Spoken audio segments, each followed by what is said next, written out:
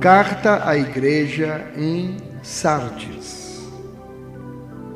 Amados, antes de entrarmos propriamente no estudo da carta à igreja em Sardes, por oportuno, vamos recapitular alguns pontos para fixação e melhor entendimento do estudo que estamos fazendo sobre as cartas às 7 igrejas no Apocalipse. Assim, nós já vimos em programas anteriores o estudo sobre as igrejas em Éfeso, a igreja apostólica e pós-apostólica, já vimos o estudo sobre a igreja de Esmirna, a igreja sob perseguição romana, já vimos Pérgamo, a igreja prostituída pelo poder, vimos a de Tiatira, anteriormente, que é a igreja das trevas, e hoje iremos então, a partir de agora, analisar a carta à igreja em Sardes, que encontra-se no livro do Apocalipse, capítulo 3, versos do 1 ao 6. Repetindo, Apocalipse, capítulo 3, verso do 1 ao 6, que leremos agora. Assim nos diz a palavra do Senhor. Ao anjo da igreja em Sardes, escreve: Estas coisas diz aquele que tem os 7 Espíritos de Deus e as 7 estrelas. Conheço as tuas obras, que tens nome de que vives, e estás morto. Sê vigilante e consolida o resto que estava para morrer, porque não tenho achado íntegras as tuas obras na presença do meu Deus. Lembra-te, pois, do que tens recebido e ouvido, guarda-o e arrepende-te. Porquanto, se não vigiares, virei como ladrão, e não conhecerás de modo algum em que hora virei contra ti. Tens, contudo, em Sardes umas poucas pessoas que não contaminaram as suas vestiduras e andarão de branco junto comigo, pois são dignas. O vencedor será assim vestido de vestiduras brancas, e de modo nenhum apagarei o seu nome do livro da vida. Pelo contrário, confessarei o seu nome diante de meu Pai e diante dos seus anjos. Quem tem ouvidos, ouça o que o Espírito diz às igrejas. Louvado seja o nome do Senhor. À primeira vista, a gente lê e não entende nada. O que será que isso quer dizer? Que confusão! Mas tenha calma. Vamos analisar com muita calma, com muito amor, com muito carinho e pedindo realmente, evidentemente, a direção, a iluminação do Espírito Santo para o nosso estudo, em nome de Jesus. Sardes, ao que tudo indica, esta carta foi escrita ao sistema protestante. Respeitamos outros entendimentos, mas estamos trabalhando nessa linha, deixamos bem claro de que as cartas do Apocalipse, elas se referem a igrejas que passaram ao longo dos tempos e que ainda virão. Então, nesta ótica, vamos apresentar uma visão de que Sardes se aplica na sequência do nosso estudo exatamente ao protestantismo. Sistema que se inicia em 1520 depois de Cristo e que irá até o final da grande tribulação. Sardes significa o que resta, o que sobrou, muito provavelmente referindo-se ao verso 24 da carta a Tiatira, que estudamos anteriormente. Ao grupo que lá sobrou, era um remanescente que ainda existia dentro da igreja em Tiatira, que no nosso estudo é encarada como a igreja apostólica romana, católica apostólica romana, e o verso 24 da carta a Tiatira fala de um remanescente que tinha lá dentro. Este remanescente era o que se revoltava contra as imposições e os desvios da igreja romana. E este remanescente exatamente sai das fileiras do romanismo para resgatar a Bíblia e criar um outro sistema fora do sistema romano. Então, Sardes significa o que resta. Sardes escapou de Tiatira e de suas abominações. Sardes, aquele remanescente, foi iluminado. Por isso veremos que sua responsabilidade é muito grande. Eles foram separados da igreja em Tiatira para que criassem um novo sistema que resgatasse a palavra de Deus da sua forma original. Inicialmente isso foi feito, mas vamos estudar com mais carinho. Em 1517, depois de Cristo, sabemos que Deus levantou um homem chamado Martinho Lutero, dentro da Igreja Católica, na Alemanha, e Martinho Lutero, ele se opôs à idolatria, ele se opôs ao paganismo e fez, entre tanto, muitas coisas, uma lista de doutrinas bíblicas e desafiou o romanismo, colocando aquela lista na porta de um castelo na Alemanha. A primeira verdade bíblica por ele listada, a qual era básica e urgente de ser lembrada, foi a justificação pela fé. O justo viverá pela fé. Essa, queridos, era a primeira verdade bíblica que deveria vir à tona, pois o povo estava sufocado e morto, sendo ensinado por séculos e séculos que um lugar no céu podia ser comprado por obras, por sacrifícios, por indulgências, com dinheiro e por outras coisas. O sistema que se iniciava começou a protestar contra a situação reinante. Daí ter também se reforçado mais adiante que tal sistema fosse chamado de protestantismo. Verdadeiramente, Deus levantou vários homens e a Bíblia começou a ser amplamente buscada e estudada. Porém, Lutero entrou em muitos enganos. Um de seus maiores erros foi ter concordado com o massacre dos anabatistas, os predecessores dos batistas atuais, dentre outras causas, porque estes não concordavam com o batismo de crianças, porque eles então rebatizavam os adultos que se convertiam. E eles, entre outros motivos, mas esse era muito forte, foram perseguidos e massacrados sob o silêncio de Lutero. Lutero poderia ter se levantado, poderia ter impedido aquele massacre e não fez nada. Eles discordavam dele, né? Lutero era favorável ao batismo de crianças. Na verdade, Lutero, inicialmente ele não queria criar um sistema diferente. Ele sonhava em ver o sistema onde ele estava inserido, o catolicismo, ele sonhava em ver aquele sistema renovado, transformado. Não conseguiu, teve que sair e por isso ele criou um outro sistema.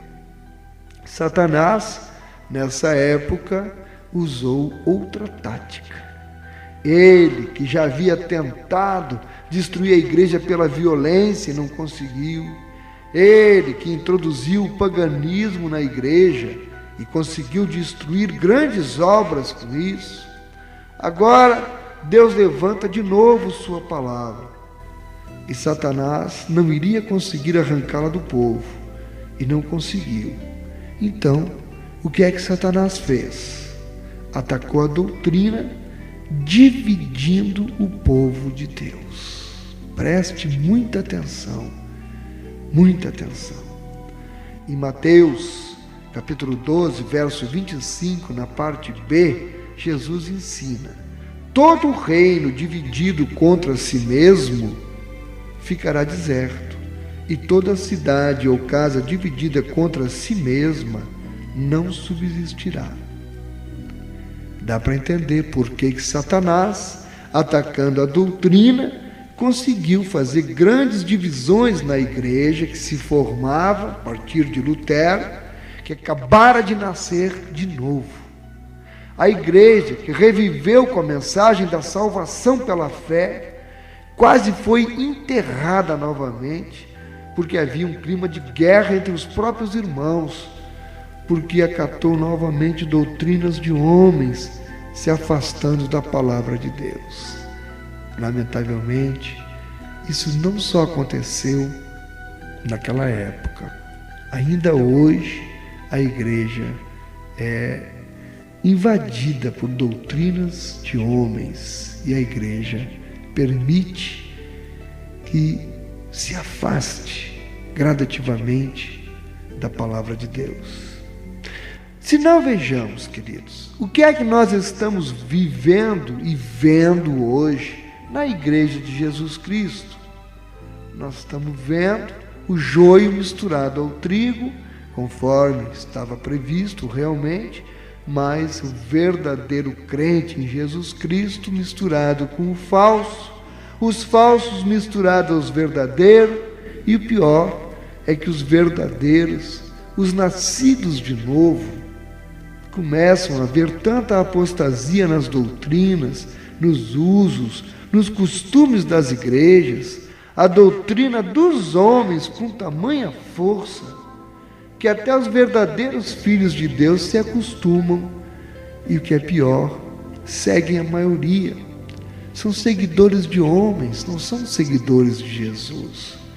Sabem que aquele que os está liderando está completamente fora da Bíblia, mas não encontram forças para abandonar aquele líder e seguem os homens voltando as costas para Jesus. Os verdadeiros crentes estão tão acostumados, calejados, ficaram anestesiados com as falsas doutrinas, que muitas vezes, queridos, é difícil distinguir o verdadeiro do falso, como é difícil distinguir o joio do trigo. Na carta a Sardes, Jesus inicia em Apocalipse, capítulo 3, versículo 1. Ao anjo da igreja em Sardes escreve: estas coisas diz aquele que tem os 7 Espíritos de Deus e as 7 estrelas. Conheço as tuas obras, e observe agora, que tens nome de que vives e estás morto. Que interessante. Ele está dizendo que esta igreja aqui, ela tem características, ela tem nome, ela acha que vive, mas está morta. Estou falando alguma inverdade? Vamos ver o que é que acontece. Vemos igrejas que parece que o povo está dormindo, parece que estão anestesiados e a apatia se perpetua de domingo a domingo. É morto, é seco, é ritualístico, é duro, e quando alguém se levanta para sacudir-os, parece que vem um fantasma. Efésios 5, verso 14, Paulo nos alerta: desperta, tu que dormes. E a apostasia entra, meus irmãos. E sabe qual a sua força? Sabem por que estamos todos engolindo a apostasia, engolindo doutrinas que são de homens? Por falta de conhecimento absoluto da palavra de Deus. Se não conhecermos a palavra e o poder de Deus, a apostasia entra. O conhecimento da palavra de Deus, quando direcionado como Deus quer, com a motivação correta, vinda do céu e não da mão dos homens, nossa vida tem que caminhar para um único objetivo e para um único resultado: relacionamento restaurado com Deus. E observemos mais de perto o retrato do quadro evangélico atual. Os evangélicos mostram-se divididos no mundo todo em centenas ou milhares de denominações que se subdividem cada vez mais, continuamente, porque uns não concordam com posicionamentos, entendimentos, práticas, etc. dos outros. E novas denominações e práticas são acrescentadas em meio a esse quadro já confuso. Uns são pentecostais, outros nem tanto. Uns buscam somente os efeitos espirituais, outros nem tanto. Mas até aí, nada para a gente se preocupar. O problema começa, queridos, quando cada denominação passa a olhar para dentro de si mesma e se considerar a única correta, desprezando as demais. Enquanto isso, passam a brigar entre si, e enquanto discutem para ver quem é que está com a razão, almas deixam de ser alcançadas e brechas têm sido escancaradas para que duas coisas aconteçam enquanto as igrejas evangélicas estão brigando. Primeira, o romanismo se reestrutura em movimentos chamados exatamente de renovação carismática, enquanto outros segmentos introduzem-se no nosso meio, apresentando-se com aparência de evangélicos, mas pregando um evangelho fácil, um evangelho onde reina a prosperidade, de ensinamentos distorcidos da Bíblia, tudo isso para atrair adeptos, onde você venha como estiver e fique como quiser, desde que traga também o seu dinheiro. E o resultado é que as genuínas igrejas evangélicas vão ficando perdidas, deixadas para trás, sufocadas pela mídia televisiva poderosa usada por esses segmentos, que hoje já se instalou e que proclama um evangelho que pode ser tudo, menos o evangelho do Senhor Jesus, mas que debaixo dos nossos olhos, que assistimos a tudo sem praticamente nada fazermos, vem arrebanhando mais e mais adeptos que ingenuamente pensam estar buscando o Deus verdadeiro, mas são ludibriados por verdadeiros falsos profetas, né? Verdadeiros falsos profetas. Interessante essa frase, verdadeiros falsos profetas. Irmãos, este é o quadro? Ou será que eu estou enganado, hein? Pode ser a minha visão de um novo convertido, apenas 3 anos de evangelho, que estou chegando, mas esta é a visão que eu encontrei, que eu estou tendo, que eu estou conseguindo fazer esta leitura no movimento evangélico onde estou inserido. Não falo somente da denominação que eu faço parte, mas do sistema como um todo. Tenho ido pregar em várias denominações, tenho observado, e é essa a leitura que eu faço. Se eu estiver enganado, me corrija. E a aceitação pela igreja dessa oferta de Satanás, que isso é uma oferta de Satanás, e a igreja aceita. Foi e é muito grave. Se para os cristãos remanescentes na igreja em Tiatira, Deus pode falar, na carta a Tiatira ele dizia: tenho visto as tuas obras, o teu amor, a tua fé, o teu serviço, a tua perseverança. Para a igreja em Sardes, não há nenhuma palavra de elogio. E Jesus começa a carta com repreensão para esta igreja. Observe, vamos ler de novo Apocalipse, capítulo 3, versículo 1.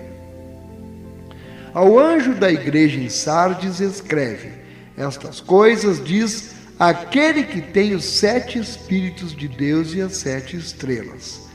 Conheço as tuas obras, que tens nome de que vives e estás morto.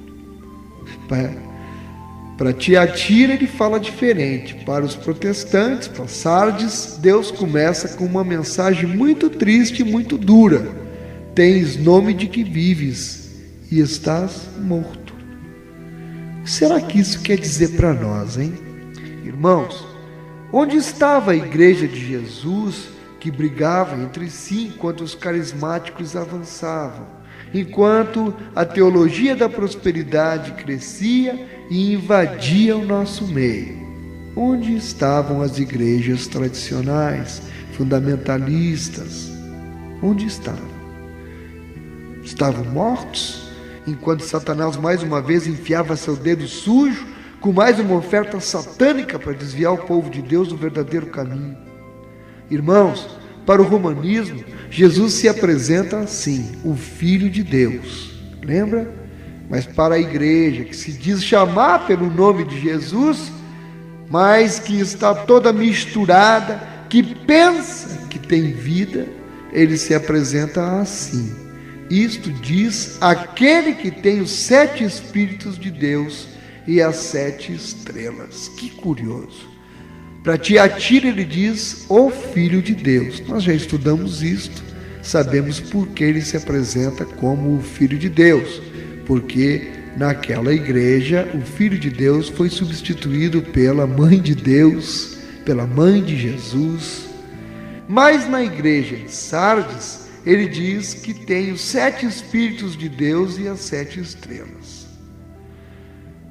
É urgente e absolutamente necessário para esta igreja lembrar que Jesus tem o Espírito Santo em sua manifestação total.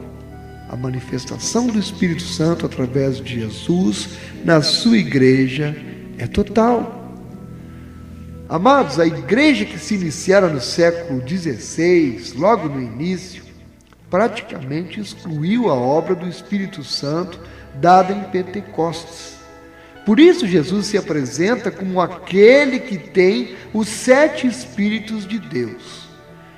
O que é isso? Tem os 7 Espíritos de Deus. Os 7 Espíritos de Deus, amados, eles mostram o Espírito Santo em seu ministério completo.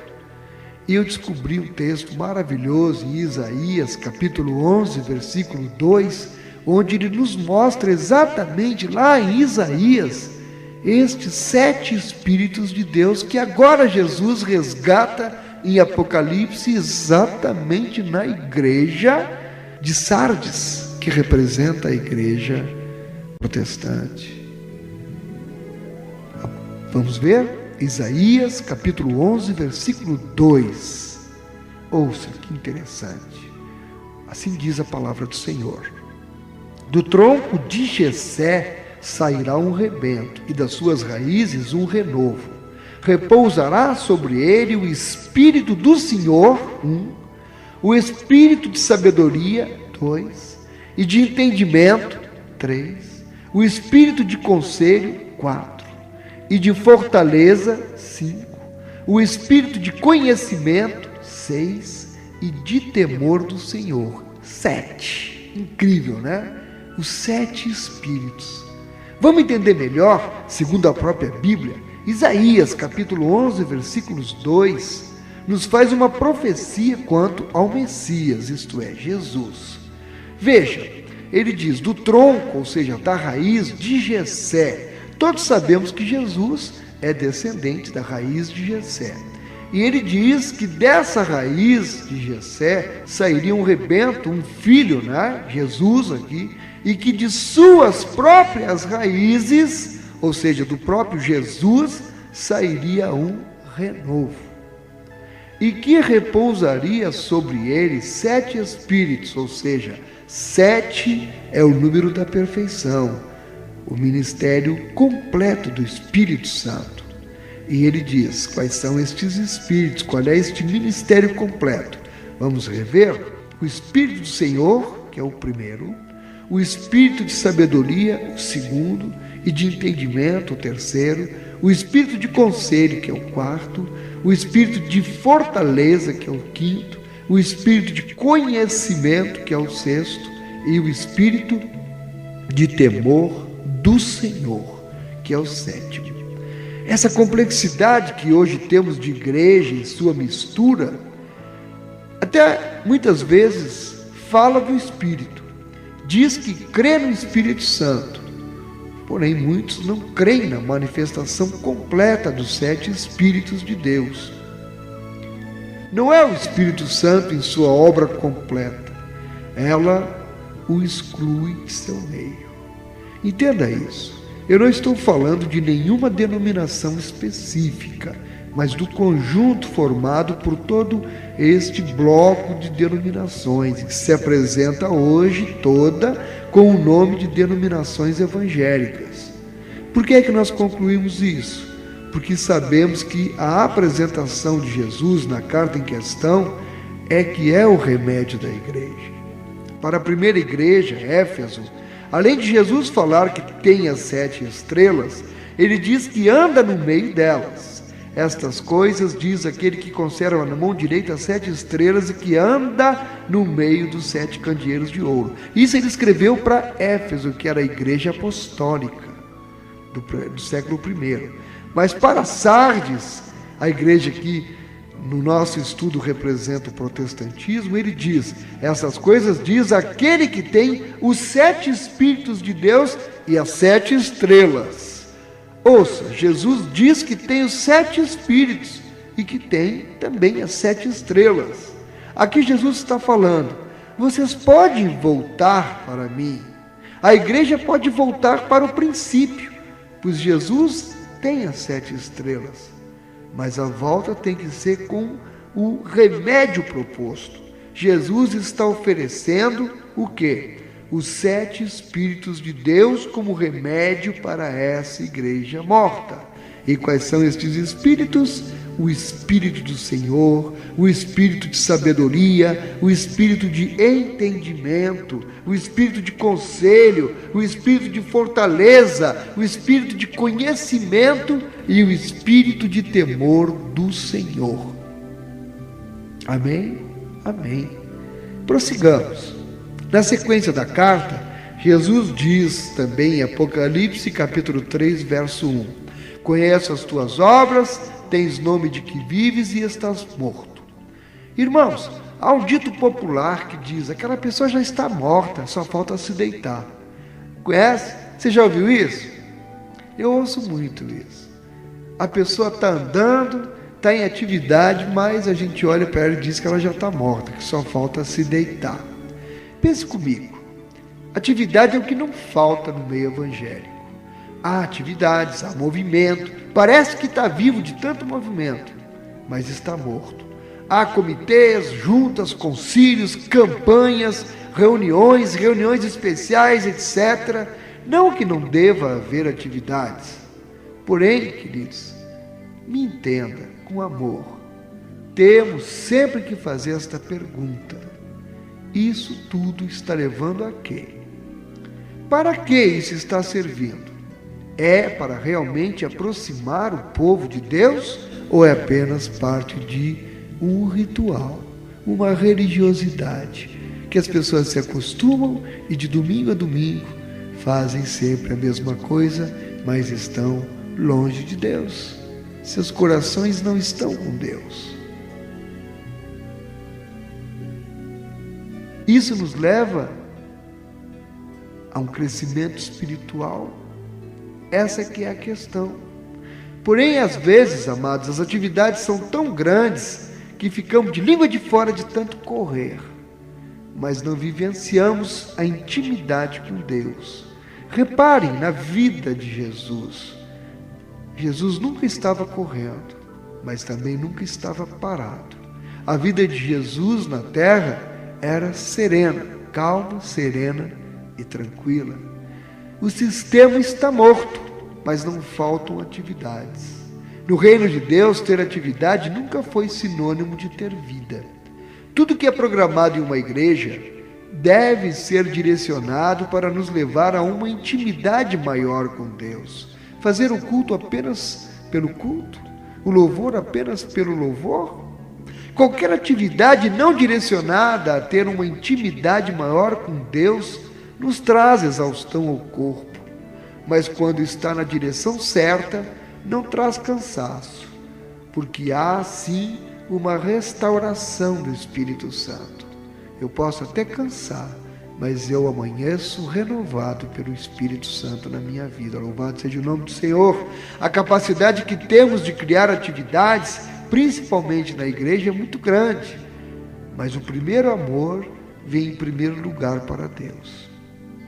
Eu creio que o maior problema, o pecado no meio evangélico, é a discordância mental que há entre seus membros com relação ao entendimento da palavra de Deus.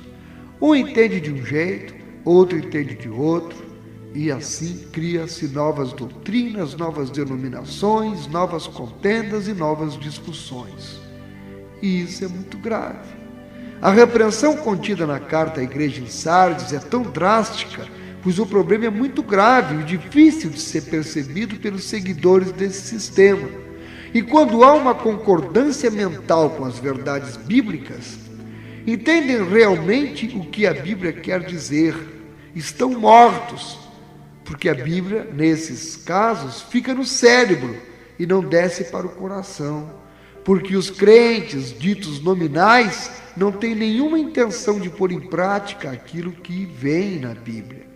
Por isso, não há o necessário despertamento espiritual para viver no dia a dia essas verdades.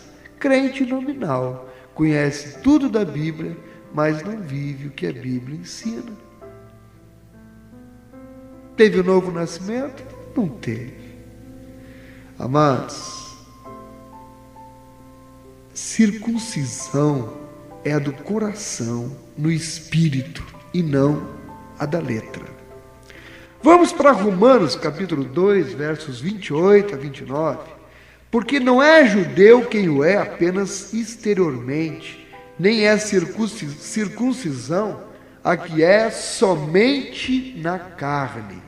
E no 29 diz: porém judeu é aquele que o é interiormente, e circuncisão a que é do coração, no espírito, não segundo a letra, e cujo louvor não procede dos homens, mas de Deus. A palavra de Deus é maravilhosa, ela é clara, e a gente só não entende se não quiser. Porque a letra mata, mas o Espírito vivifica, segundo aos Coríntios, capítulo 3, versos 4 a 6.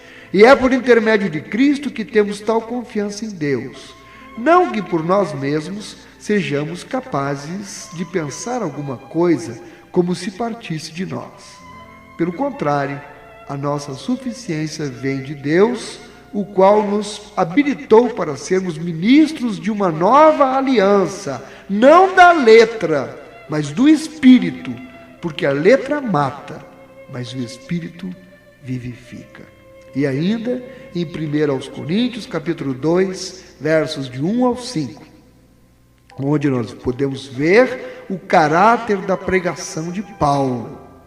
Eu, irmãos, quando fui ter convosco, anunciando-vos o testemunho de Deus, não fiz com ostentação de linguagem ou de sabedoria, porque decidi nada saber entre vós, senão a Jesus Cristo e este crucificado. E foi em fraqueza, temor e grande tremor que eu estive entre vós. A minha palavra e a minha pregação não consistiram em linguagem persuasiva de sabedoria, mas em demonstração do Espírito e de poder, para que a vossa fé não se apoiasse em sabedoria humana, e sim no poder de Deus. Bíblia, muitos evangélicos têm na mão, mas é somente na mão. Quando muito passa da mão para a mente, sem descer ao coração. A concordância mental de que é isso mesmo, de que é linda, que é a verdade, eu quero isso, mas não dão um passo para falar. Senhor, estou aqui exposto, quero falar da minha vida, custe o que custar. Senhor, me mude, Senhor. Senhor, realmente me dê um novo nascimento. Não. Há muitas pessoas que acham que nasceram de novo, mas não nasceram. Foram criadas no Evangelho, mas nunca tiveram uma experiência real com Jesus. Acabam se afastando com facilidade. E os outros falam: perdeu a salvação. Salvação não se perde. A salvação do novo nascimento não se perde. Vou repetir. Salvação não se perde. A salvação do novo nascimento não se perde. O nosso espírito não se salva, ele nasce de novo. É a justificação. A nossa alma é que é salva, através do processo da santificação. Então, o que acontece com aquela pessoa que, apesar de ter sido criada no Evangelho, se afasta com facilidade? Talvez nunca tenha nascido de novo. Tiago, capítulo 1, versos do 21 ao 25. Portanto, despojando-vos de toda impureza e acúmulo de maldade, acolhei com mansidão a palavra em vós implantada, a qual é poderosa para salvar a vossa alma. Tornai-vos, pois, praticantes da palavra, e não somente ouvintes, enganando-vos a vós mesmos. Por quê? Se alguém é ouvinte da palavra e não praticante, assemelha-se ao homem que contempla no espelho o seu rosto natural, pois a si mesmo se contempla e se retira e para logo se esquece de como era a sua aparência.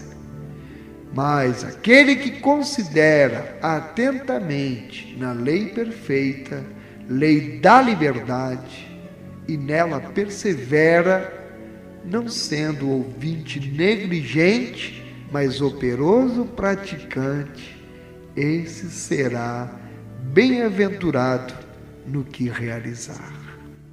A reforma começou no século XVI, a reforma protestante. E assim o sistema protestante já dura 5 séculos. Trouxe verdades à tona de novo, mas a cada revelação que Deus ia despertando no conhecimento do seu povo, a primeira foi: o justo vive pela fé. O grupo que as recebia deixava Deus apenas naquela revelação, parava e fazia um credo para aquilo. Por exemplo, quando Deus trouxe a verdade de que batismo infantil não era para ser praticado, pois o batismo nas águas é um testemunho, o que aconteceu? Aquele grupo que recebeu essa revelação rejeitou a revelação seguinte e criou uma denominação, colocou Deus numa caixinha. Queridos, Deus nunca proclamou denominações. Tanto não eram de Deus essas denominações que tinham nomes de homens. Lutero, Calvino. Mas não foram estes que morreram por nós. Foi Jesus naquela cruz para nos salvar. O clima criado por Satanás era de guerra, de divisão. Credo é a declaração de fé de uma igreja, de uma organização. Cada grupo recebia a revelação, se fechava e proclamava seu credo. Caso houvesse uma vírgula a mais em relação a outro credo, era inimigo. E isso brecou tanto a revelação de Deus que somente agora, em nosso século, a doutrina do arrebatamento reapareceu. Ninguém tinha a doutrina do arrebatamento no século passado. E ainda hoje, grupos ditos evangélicos discutem se haverá ou não um milênio, discutem se existe ou não um inferno, mas o diabo continua na mesma tecla, atacando a doutrina.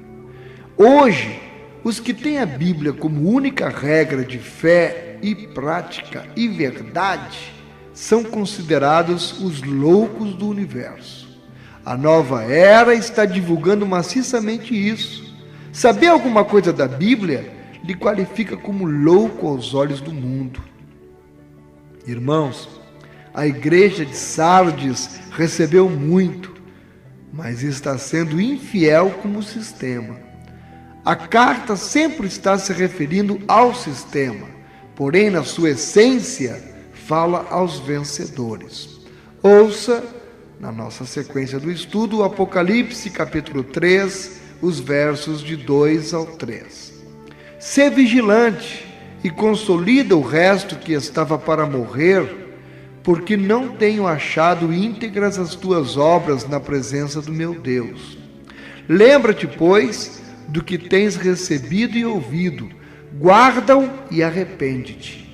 Portanto, se não vigiares, virei como ladrão, e não conhecerás de modo algum em que hora virei contra ti. E vocês sabem a quem é dito isto? Aos incrédulos, aos crentes nominais, que podem também ser chamados de incrédulos. São crentes nominais. Aqueles que estão no sistema, mas que não nasceram de novo. Há um sentimento intelectual, queridos, porém, sem a menor disposição de seguir a palavra. Queridos, A Bíblia é para passar pelos nossos olhos, por nossos ouvidos, pelo nosso espírito e então limpar nossa mente e torná-la mente de Cristo. Os padrões do mundo têm que saírem de nossa vida. Pense comigo, os padrões do mundo já entraram no meio evangélico. É verdade, no início a palavra protestante significava muito, pois os grupos que foram levantados protestaram contra o paganismo. Já hoje, essa palavra não significa mais nada. Irmãos, temos que ir tirando essas coisas, mesmo que nos chamem de fanáticos. Como é que somos vigilantes? Vigiar é ficar de olho no que temos recebido, no que temos ouvido e ver se estamos guardando. É andar de acordo. Sardes significa o que restou. E logo no começo a carta cita as poucas pessoas que não se contaminaram. Alguns ainda estão atentos, evitando o pecado e a contaminação por ele. E o pecado é muito sutil. A pessoa pensa que não é, mas é. Há muita gente no Evangelho consciente em seu meio, mas muitos estão ainda inconscientes. E por que tudo isso? Porque doutrinas de homens invadiram o protestantismo, que diz ter resgatado a Bíblia de volta. Porém, vemos na carta a Sardes uma coisa muito importante para a igreja verdadeira. Há algumas pessoas que não contaminaram suas vestiduras. Apocalipse capítulo 3, verso 4, nos diz: Tens, contudo, em Sardes umas poucas pessoas que não contaminaram as suas vestiduras e andarão de branco junto comigo, pois são dignas. Pense comigo. Será que você é uma dessas poucas pessoas que não contaminaram suas vestiduras? Ou você estará fazendo parte, estimulando, participando de um evangelho contaminado? Procure relembrar, amado ouvinte, como começa essa carta. Fala-nos de uma igreja morta. Já vimos anteriormente que o contexto do livro do Apocalipse é de Velho Testamento. O contexto, pois vimos as citações de Balaão, de Jezabel, e agora nós veremos Números 19, verso 13. Diz assim: Todo aquele que tocar em algum morto, cadáver de algum homem, e não se purificar, contamina o tabernáculo do Senhor. Essa pessoa será eliminada de Israel, porque a água purificadora não foi aspergida sobre ele. Imundo será, e está nele ainda a sua imundícia. Pois bem, li só um trecho aqui de Números para a gente ver o tema, mas o contexto descrito no livro de Números nos mostra que a lei dizia que se alguém tocasse em qualquer coisa morta, até mesmo um animal, esse alguém estaria contaminado e não poderia tomar parte de cerimônia nenhuma. A pessoa deveria ficar fora do arraial, lavar-se com água especialmente preparada. Hoje, nós temos o sangue de Jesus que nos purifica, que nos lava de todo o pecado. Em Sardes, poucos não fizeram obras mortas, poucos foram lavados com a água e por isso estavam vestidos de branco. Estes poucos não fizeram obras mortas, eles foram lavados com a água purificada. Amados, ouça bem, a separação das coisas do mundo é coisa difícil, porque significa você perder a glória do homem. Muitas vezes, a separação do mundo, em obediência à palavra de Deus, ela irá trazer cortes de amizades, críticas dentro da sua própria família. Por isso Jesus disse: quem não pegar a sua cruz não pode me seguir. Para me seguir, tem que pegar a sua cruz. Em outras palavras, morra na carne e me siga. Porém, muitas vezes, Muitos de nós preferem a glória dos homens e por isso é que fica difícil mudarmos. Mas não tenha medo. Se você mudar, você vai andar junto com Jesus. Porém, para andarmos juntos com Jesus, vestidos de branco, temos que entender que precisamos nos separar das obras mortas, do mundanismo, do paganismo que assola a igreja verdadeira. Ouça 2 Coríntios capítulo 6, versos 14 ao 18, por oportuno. Não vos ponhais em julgo desigual com os incrédulos, porquanto que sociedade pode haver entre a justiça e a iniquidade?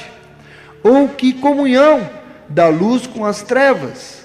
Que harmonia entre Cristo e o maligno? Ou que união do crente com o incrédulo? Que ligação há entre o santuário de Deus e os ídolos? Porque nós somos santuário do Deus vivente, como Ele próprio disse: habitarei e andarei entre eles, serei o seu Deus e eles serão o meu povo. Por isso, retirai-vos do meio deles, separai-vos, diz o Senhor, não toqueis em coisas impuras, e eu vos receberei. Serei vosso Pai, e vós sereis para mim filhos e filhas, diz o Senhor Todo-Poderoso. Louvado seja o nome do Senhor. Eu lhe convido, vamos andar de branco com Jesus. Não tenha medo de se separar do mundo, pois estaremos andando com Jesus.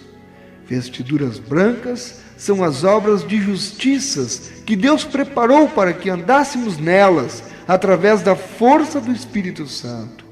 Vestidos brancos na Bíblia significam a justificação dada por Deus e as obras de justiças que o salvo faz através do Espírito Santo. Amados, não podemos andar com mortos e com Jesus ao mesmo tempo. Continuemos em Apocalipse capítulo 3 e agora o verso 5, na carta à igreja em Sardes. O vencedor será assim vestido de vestiduras brancas, e de modo nenhum apagarei o seu nome do livro da vida. Pelo contrário, confessarei o seu nome diante de meu Pai e diante dos seus anjos. Aleluia! O entendimento que temos é que todos os homens têm seus nomes escritos no livro da vida. Jesus morreu por todos os homens. Este é o nosso entendimento. Ouça 1 Timóteo, capítulo 2, verso 3 ao 5. Isto é bom e aceitável diante de Deus, nosso Salvador, o qual deseja que todos os homens sejam salvos e cheguem ao pleno conhecimento da verdade.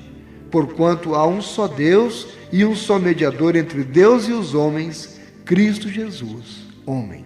Então, no verso 4, vimos que a Bíblia nos diz que Deus, o nosso Salvador, deseja que todos os homens sejam salvos. O desejo de Deus é que todos nós sejamos salvos. Está na palavra. Isso significa, portanto, que por outro lado, pense comigo, se porventura alguém em vida não aceite a Jesus como Salvador, se não aceitou, o desejo é que todos sejam salvos, mas se a pessoa não aceita, seu nome é arriscado do livro da vida. E eu não estou inventando, está na palavra. Se encontra expresso em Êxodo, capítulo 32, verso 33. Então, disse o Senhor a Moisés: riscarei do meu livro todo aquele que pecar contra mim. E em Salmos, de número 69, verso 28, sejam riscados do livro dos vivos e não tenham registro com os justos. Está na palavra. De qualquer maneira, é uma segurança para o vencedor. Ouça novamente o final da carta a Sardes, agora em Apocalipse, capítulo 3, verso 5. O vencedor será assim, vestido de vestiduras brancas, e de modo nenhum apagarei o seu nome do livro da vida. Pelo contrário, confessarei o seu nome diante de meu Pai e diante dos seus anjos.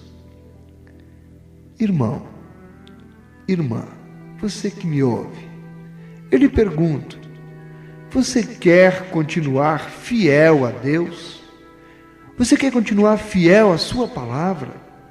Saiba então que você será um vencedor em Cristo Jesus e que de modo nenhum, agindo assim, Jesus riscará seu nome do livro da vida. Pelo contrário, ele disse que confessará seu nome diante de Deus e diante dos anjos. Isso se você o confessar primeiro como seu único e suficiente Salvador. Agora pense comigo. Não somos nós que temos que confessar Jesus como Salvador? Somos, não é? Mas aqui, em Apocalipse 3, verso 5, Jesus diz que Ele confessará o nosso nome diante de Deus. Vocês já imaginaram isso? É difícil até de se entender, mas creio firmemente que Jesus nos diz assim para nos dar um choque, para nos despertar para a importância de nós confessarmos Jesus como o nosso único e suficiente Salvador. Em Apocalipse capítulo 3, versículo 6, Jesus conclui: quem tem ouvidos, ouça o que o Espírito diz às igrejas. Amados, e nós concluímos esta parte de nosso estudo, relembrando que do catolicismo, representado pela igreja em Tiatira, e do protestantismo, representado pela igreja em Sardes, saem todos os demais ramos do cristianismo. No próximo estudo, nós veremos que as igrejas em Filadélfia e Laodiceia, que estudaremos ainda, representam o cristianismo nos dias finais da igreja verdadeira na terra. Portanto, não perca a sequência de nossa série de estudos bíblicos sobre as cartas às 7 igrejas no Apocalipse. Que Deus os abençoe.